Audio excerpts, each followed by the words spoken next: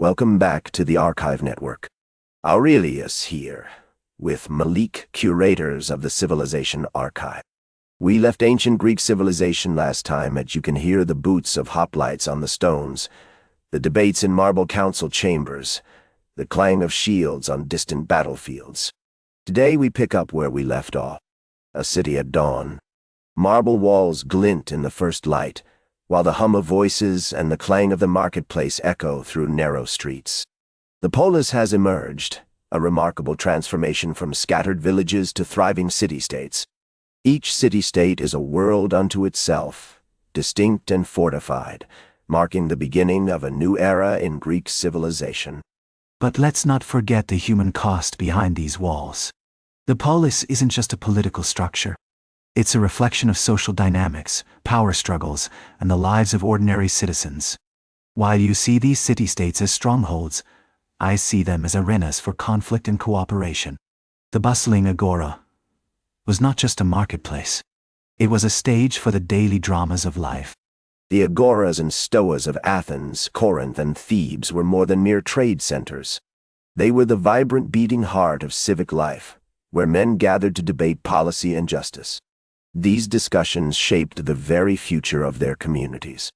However, it's critical to note that these forums were often dominated by the elite, the aristocrats who controlled land and religion. They held the reins of power, steering the conversation in ways that often left the common citizen unheard. Aurelius, you paint a picture of noble debates, but what about the voices left unheard?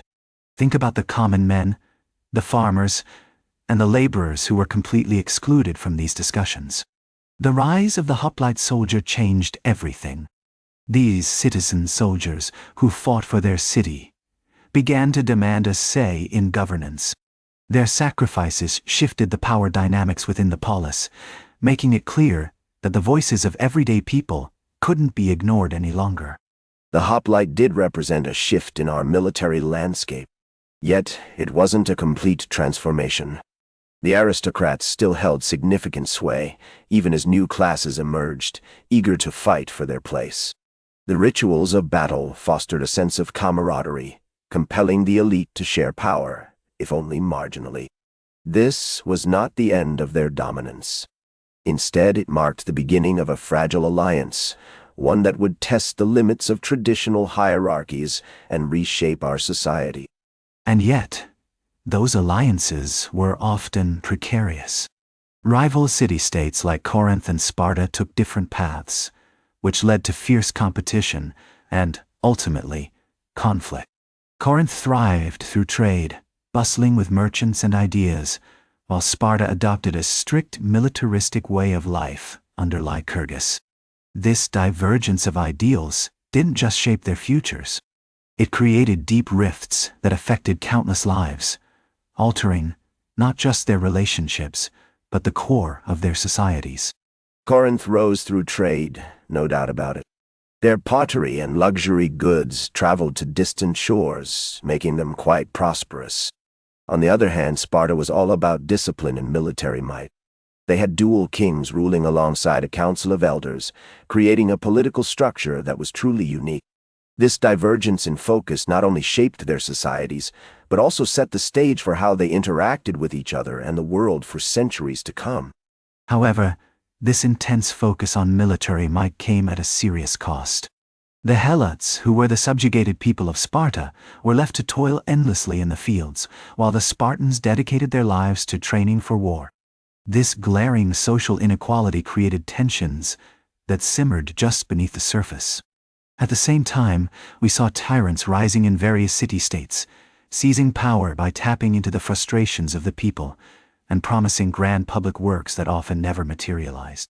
The rise of tyrants presents a striking paradox in history.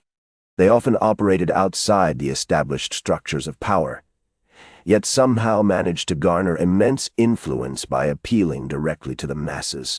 Their public works and grand festivals were more than mere displays of loyalty. They served as calculated tools for solidifying control over the populace. It's a clever strategy, no doubt, but one that ultimately sowed the seeds for future instability and unrest, as it relied too heavily on fleeting public favor. Instability, yes. But it was also a moment of opportunity for the disenfranchised. These tyrants gave voice to those who had been sidelined. The polis was evolving, adapting to the pressures of its own society.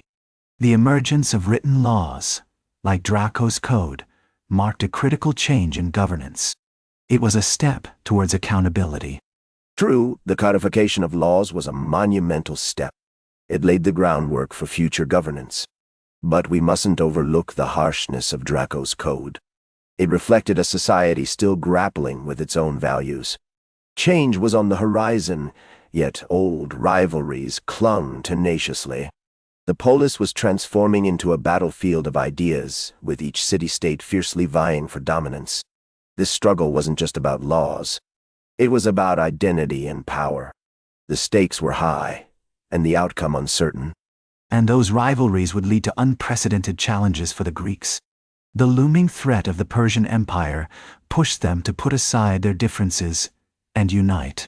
At Marathon and Salamis, hoplite armies from various city-states came together, standing shoulder to shoulder against a common foe. These fierce battles forged a shared identity among them, but they also laid bare the fragility of their alliances, reminding us just how easily unity can slip away when faced with internal strife. They united against a formidable foe, didn't they? What started as a collection of fragile alliances gradually morphed into a collective strength that even the mightiest would respect. The victories at Marathon and Salamis marked a critical shift, solidifying Greek identity. The polis was no longer just an experiment. It had transformed into a powerful force, redefining the landscape of power in the ancient world. We can see how unity can shape destiny, can't we? That's where we leave it this time. Ancient Greek civilization continues. The story isn't finished yet. Find the full series on the Civilization Archive, part of the Archive Network. We'll be back with the next chapter.